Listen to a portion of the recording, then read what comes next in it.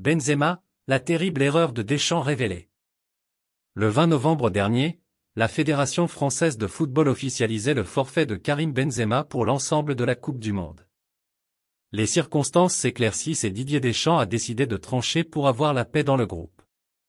Présent avec le groupe lors des premiers jours au Qatar pour préparer le match contre l'Australie, Karim Benzema a finalement déclaré forfait pour la Coupe du Monde en raison d'une nouvelle blessure musculaire.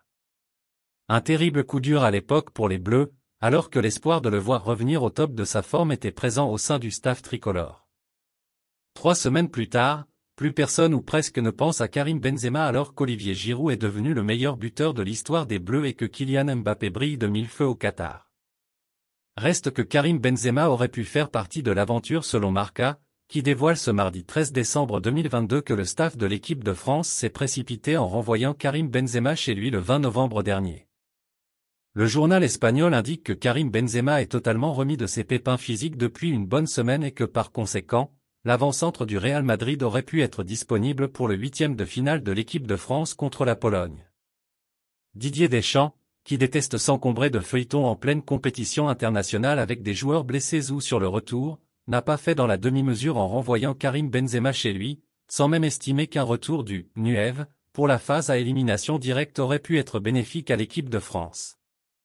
Pour l'instant, les faits donnent raison au sélectionneur des Bleus, qui a trouvé son équipe type avec Olivier Giroud, Ousmane Dembélé et Kylian Mbappé dans le secteur offensif en plus d'Antoine Griezmann.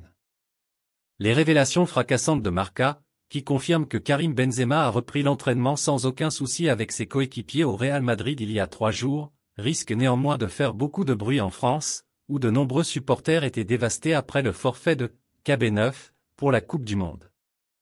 Le forfait de Karim Benzema, acté trop rapidement par le staff médical de la France, arrangeait peut-être finalement dans un sens Didier Deschamps, lequel n'avait pas vraiment trouvé l'équilibre dans son groupe en 2021 lors de l'Euro avec le retour du buteur madrilène.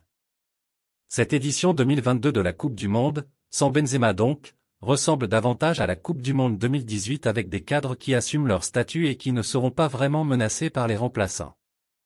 C'est pour le moment Olivier Giroud et toute l'équipe de France qui en profitent, et en cas de victoire finale Didier Deschamps aura une nouvelle fois mis tout le monde d'accord par les résultats. Et cette fois-ci un peu plus la manière.